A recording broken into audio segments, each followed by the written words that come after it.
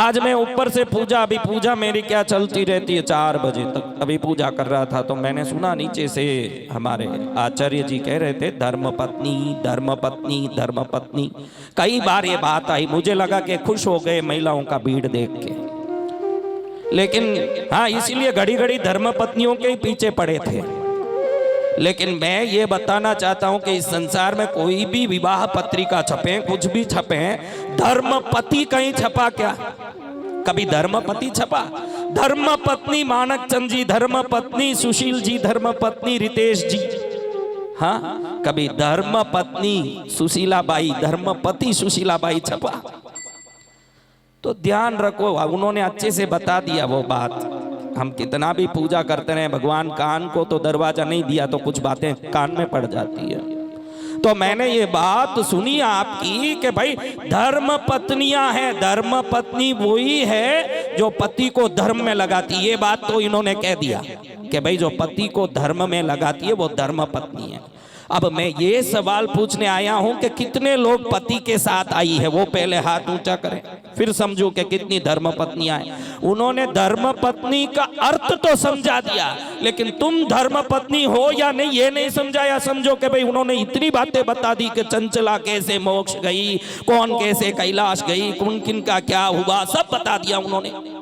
अब तुम्हारा भी यही होने वाला, शिव कथा में बैठे हो, जैसे रंक का होगा वैसे राजा का होगा, जैसे राजा का होगा वैसे रंक का होगा। शंकर की कथा का पुण्य तुम सबको भी एक दिन कैलाश ले जाएगा कि नहीं? बोलो, हाथ ऊंचा करो, किन किन को विश्वास है कि शंकर की कृपा हो रही है। अब ये महिलाओं को पूछना चाहता हूं कि तुम्हारे ऊपर शंकर की कृपा हो जाए, जो जो पति को छोड़ के आई है उनको पूछ रहा हूं कि तुम्हारे ऊपर शंकर की कृपा हो जाए और तुम्हारा पति इसी संसार में भैंस की तरह रखड़ता रहे, किस किस को ये राजी है इस बात में? बताओ, हाथ ऊंचा करो, कौन कौन है? देखो माता जी उतारे, मेरा पति भैंस जैसे फिरे में मैं राजी होती हूँ। अरे माता जी ये क्या कर दिया?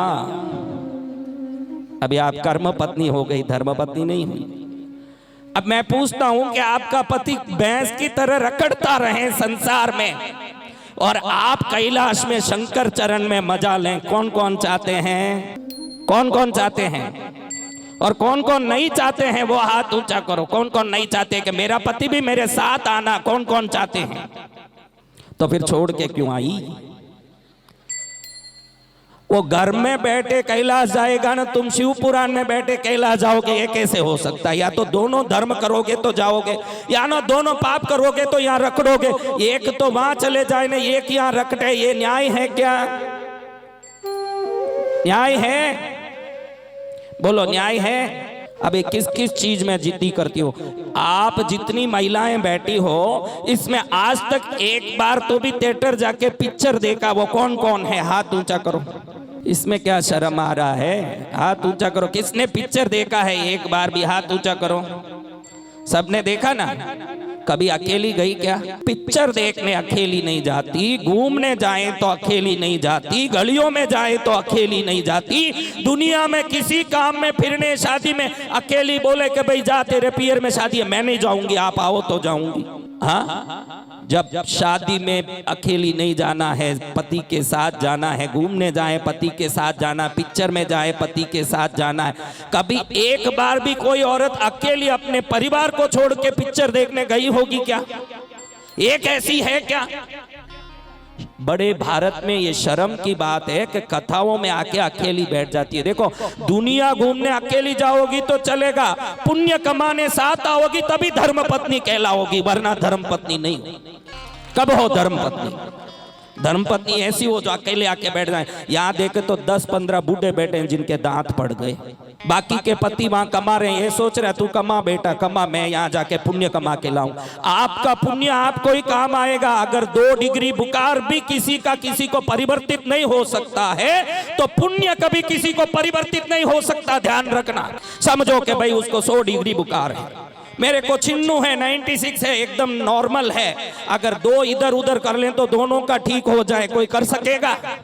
ध्यान रखना, 2 डिग्री बुखार भी बदल नहीं सकता तो पुण्य पाप बदल नहीं सकता। आपका पुण्य आपके साथ आएगा और आपके परिवार को भी पुण्य साथ आए, इसीलिए आपको धर्म पत्नी कहते हैं। भाई परिवार को भी पुण्य साथ दूं, कह दो कल जाके पति को।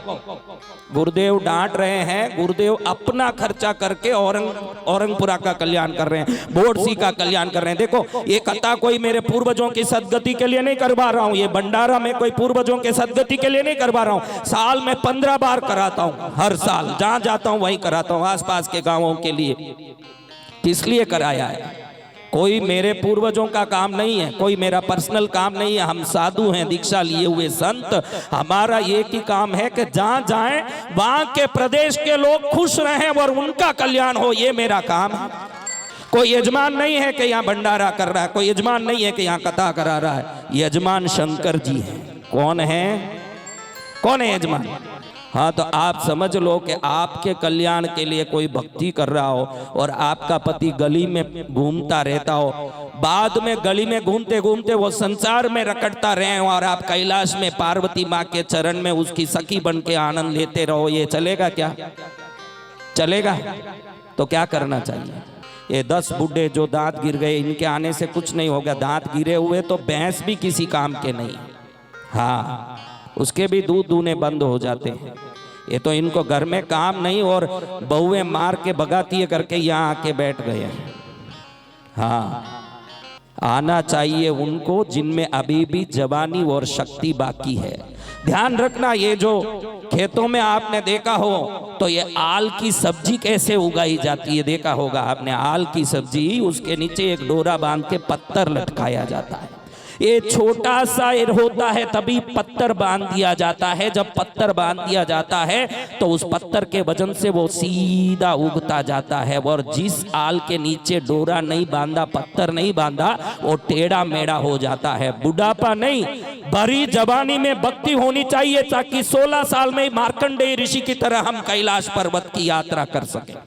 जो जो अपने पतियों को छोड़ के यहाँ आ जा रही है कि भाई मैं पुण्य लेके आऊंगी, ध्यान रखना फिर तुम तो कैलाश में मजा लोगी, वो यहाँ रखड़ता रहेगा संसार में। किस किस को संसार में अपने पति को रखड़ाना है वो हाथ ऊंचा करो। किस किस को कल अपने पति को यहाँ लेके आना है वो हाथ ऊंचा करो। मेरे को भाई, मेरे को देखो हर बात में जिद्दी करती हो, कहीं जाना हो, गहना लेना हो, साड़ी लेना हो। हाँ, मैं कई गली में रोड में देखता हूँ पति और पत्नी 2 दिशा में ऐसे मुंह करके जाते हैं। मैं पूछता हूँ सुरेश क्या बात है, तेरी पत्नी उस तरफ मुंह क्यों कर रही है? साड़ी नहीं दिलाया इसलिए मुंह घुमाई हुई है। किस लिए मुंह घुमाई है? अगर एक साड़ी के लिए मुंह घुमाती हो तो आज जाके कह दो कि भाई महाराज आए हैं और हमारे गांव के लिए, हम सब के लिए शिव पुराण का कथा करा रहे हैं और हम नहीं जाएंगे तो किसका कल्याण होगा? आकाश के देवता पहले ही कल्याण पा चुके, धरती के पुण्यशाली पहले ही कल्याण पा चुके। कल्याण अब आपका होना है तो आप पहुंचो और कल्याण पाओ, तभी कल्याण होगा।